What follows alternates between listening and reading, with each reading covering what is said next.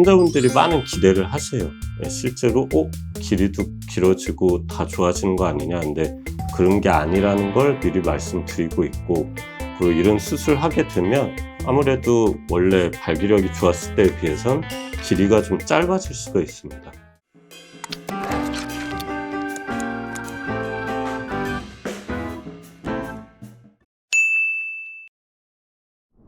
그러면 이게 혹시 고장나는 경우는 없을까요? AS가 되는 건지. 사실 이것도 기계이기 때문에 시간이 지나면 고장이 날 수밖에 없고요. 근데 이제 하도 요새는 기계가 발달이 하다 보니까 이제 고장 날 확률이 예전에 비해서 많이 줄었고, 그래서 이게 만약에 기계적인 고장이 있다면 저희가 뭐 말씀하신 대로 AS처럼 고장 난 부분을 교체한다거나 해서 재수술을 하고 있습니다.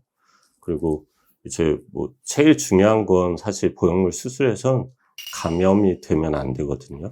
이게 감염이 생기고 염증이 생기는 즉시 원칙이 보형물을 다시 제거해야 되기 때문에, 그러면 너무 이제 서로 환자분, 저희도 그렇고 힘들고 이게 어려워지기 때문에 꼭 수술 후에는 염증이 안 생기게 최대한 조심해야 됩니다. 사실 이게 경차 한 대가 들어가 있는 건데 정말 신중해야 된다고 생각하거든요. 그러니까 저희도 열심히 수술을 잘 하고 감염 이런 거에 신경을 정말 철두철미하게 쓰지만 환자분들께서도 이런 주의사항에 대해서는 좀 조심스럽게 잘 숙지하시고, 정말 이런 경우에 어떻게 되지 그러면 차라리 병원에 전화를 주셔서 다시 한번 확인을 해주시고 좀 생활을 하시는 게 정말 중요할 것 같고요. 이게 만약에 들어갔을 때 길이가 또 안 맞는 경우도 있을지 않을까요? 그렇죠.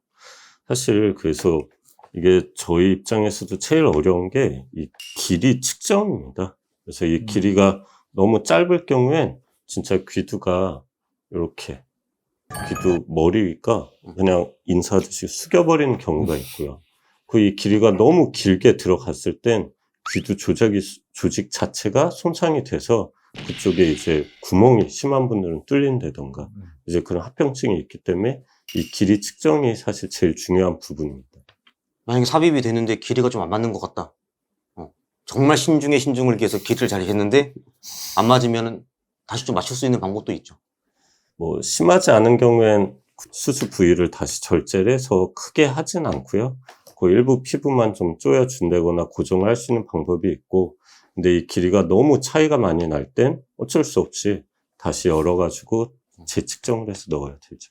이게 정말 음경이 어디로 들어가는지 상상이 잘 안 되실 수도 있는데, 아까 말씀드렸던 정말 그 남자의 완성 채널에 보면은 아주 그냥 모자이크 하나 없이 영상을 보실 수 있으니까 영상을 보시면 좀 도움 되실 것 같고요.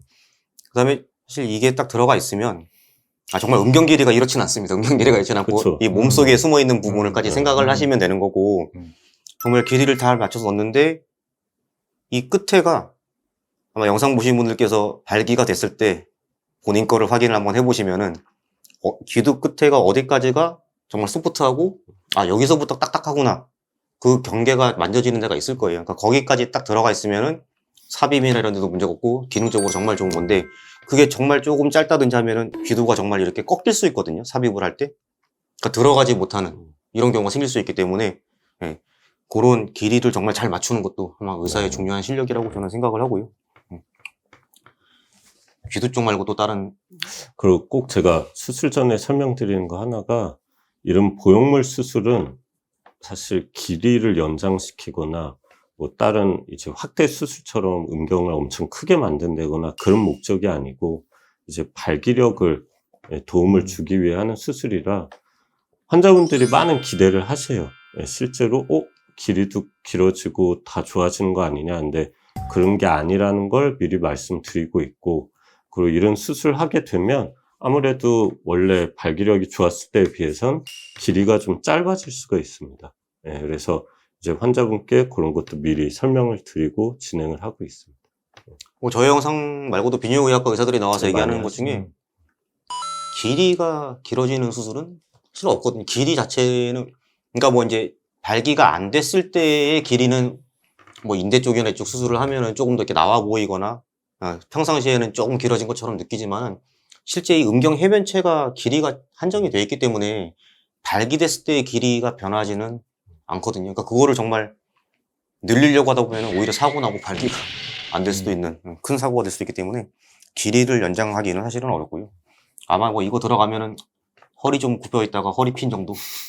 그래서 키가 좀 커진 것 같다든지 그 정도 느낌은 받으시겠죠. 그러니까 그 정도는 아마 그냥 체감상 아마 있지 않을까 싶고요. 밖에 뭐 또 다른 부작용 같은 거 말씀해 주실 게 있으실까요? 부작용이라기보다는 이걸 넣게 되면 팽창인 같은 경우는 손으로 이제 직접 누르셔가지고 이 기계를 작동을 시키셔야 되는데 처음에 하시게 되면 이게 상당히 익숙치가 않습니다. 그래서 기계 작동이 안 돼요. 그리고 이제 다시 오시는 분들도 있고 한데 그럴 때 해보면 아직 이 손에 익숙치가 않으셔서 제대로 사용을 못 하시는 그런 경우이기 때문에 조금 요게 익숙해질 때까지는 자꾸 손에 익게 이제 반복을 하고 저희도 교육을 시켜드리고 있고요. 그래서 이게 잘 안 된다고 당황하시지 말고 처음에는 자꾸 저희랑 이제 소통하시면서 요거 익숙해질 때까지 좀 주의를 하셔야 될 것 같습니다.